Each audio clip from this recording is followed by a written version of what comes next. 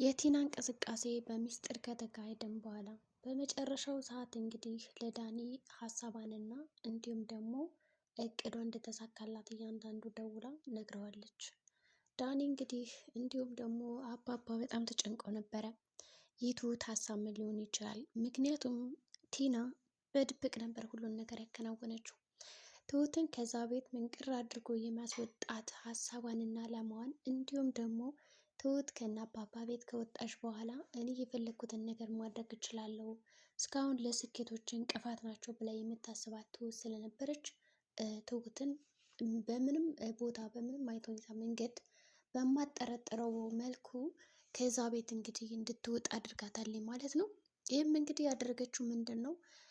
የቲና ስራ ያው ከተመስገን ጋር በመተባበር የሆነ የፎርጅድ ፋይል እንግዲህ ያሰሩና ትሁት አባባንና ካሌብን አሳልፋ ለተመስገን እንደሸጠቻቸው ከዛ በሷ ምክንያት ደግሞ ሀብታቸውን እንደዘረፈቻቸው አድርጋ ፎርጅት እንግዲህ ማስረጃ አሰርታ ትሁትን እዛ ቤት በቃ እንዲያስወጣት ስለፈለገች በደንብ ተዘጋጅታበት ነው እንግዲህ የመጣችው። ቲና እንግዲህ ለሀሳቦቿ ወይም ደግሞ ለእቅዶቿ ትክክለኛ መረጃ ይሆናሉ እንዲሁም ደግሞ መረጃ ወሳኝ ናቸው በማለት ያሰበችው ነገር ምንድን ነው?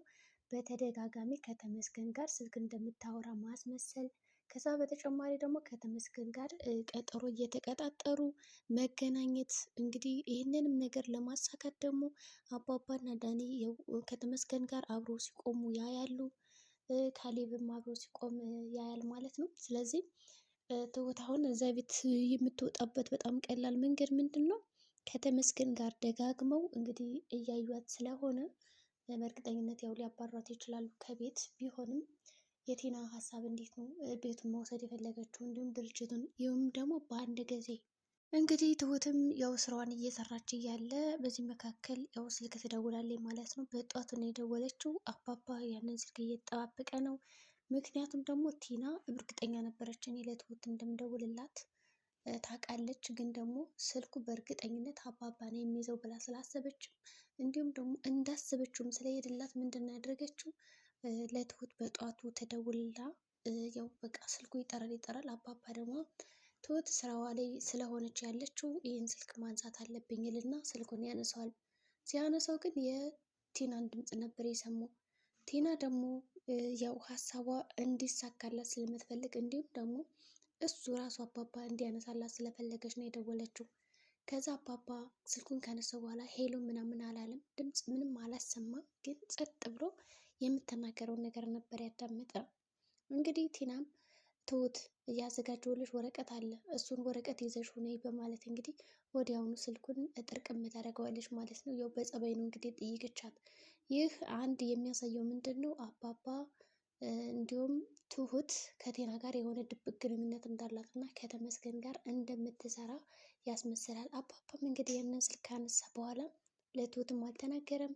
ቁርስም ሊበላ የነበረውን ትቶት ብድግ ብሎ ወደ እነ ኤደን እና ዳኒ ሄዳል ማለት ነው።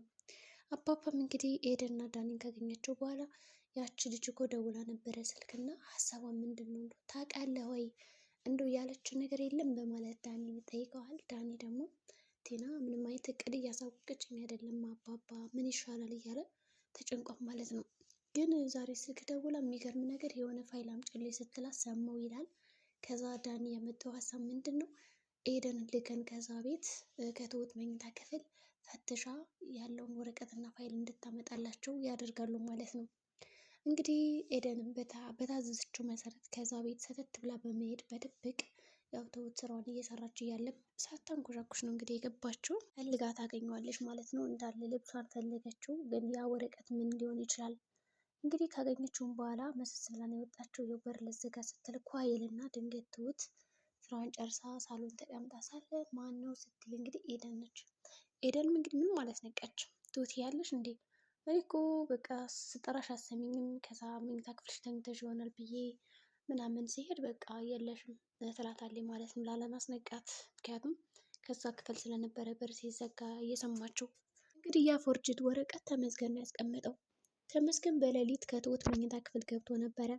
ትሁትንም አይቷት ፈትሿት እንዲሁም ደግሞ ብርድ ልብሷን ሁሉ አለባብሷን ነበር የወጣው።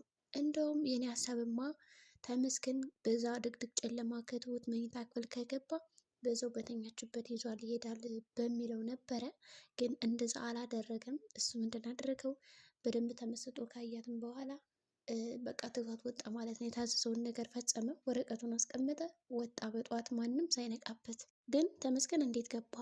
እንዴት አልሰሙም? በር ሲንኳኳ እንዴ ለጥ ብለው ነው በቃ ያደሩት ማለት ነው እኮ። በዚህ ቅጽበት እንግዲህ ያው ወረቀቱን አስቀምጦ ስለሄደ ትሁት ናት ተጠርጣሪ ልትሆን የምትችለው። የመጀመሪያ ተጠርጣሪ ተጠያቂ እሷ ናት። ምክንያቱም ማንም አላያትም ከሷ ውጭ። እንግዲህ ተመስገንና ቲናም ያው ቁጭ ብለዋል እንግዲህ ከተከራዩበት ዶርም። ታዲያ ለምንድን ነው ቃል ያልሸከፍከው እያለችውም ነበረ ቲና። ስለ ቅቡ አይመለከትሽም፣ ምንም ችግር የለውም፣ ሲጀመር ደግሞ አንድ ፍራሽ ለምኑም ማስቀርቻለሁ እንጂ ሌላ ዕቃ የለኝም ይላታል። እሷም እንግዲህ እሽትልና በሀሳቡ ተስማምታ በእርግጠኝነት ቆይ አንቺ ግን ሀሳብሽን ለምን አትነግሪኝም? እርግጠኛ ነሽ ግን ይሄ ነገር ይሳካል ብሎ ሲጠይቃት እርግጠኛ ነኝ አትጨነቅ፣ በሀሳቤ ሙሉ ለሙሉ ይሳካል፣ በእርግጠኝነት ዛሬ አሸናፊ ነን ትላለች።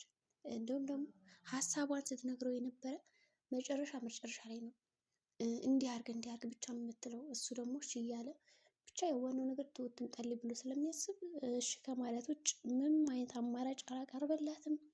እሷም ሀሳቧን እንዲያርግ ስትለው ያደርጋል፣ ይደውል ስትለው ይደውላል፣ ሂድ ተቀበል ስትለው ይቀበላል። በቃ እንደዛ ነው ተመስገን የሆነው እና ተናደዋል። ለተመስገንም ሀሳቧን አልተናገረችም፣ ለዳኒም አልተናገረችም። ሰው እንዴት ነው አሁን ቲናን ሊያማት የቻሉት? ይሁን እንጂ ኤደንም ያን ወረቀት ካመጣችው በኋላ ያው ትሁት ጋር ሰላም ተባብላ ወጥታ ትሄዳለች ማለት ነው። ለአባባ ወረቀቱን ሰጠችው። አባባ ገልጦ ለማንበብ አልቻለም። ምናልባት ቅስሜን የሚሰብር ነገርስ እዚህ ደብዳቤ ላይ እዚህ ፋይል ላይ ያለው እያለ ተጨነቀ።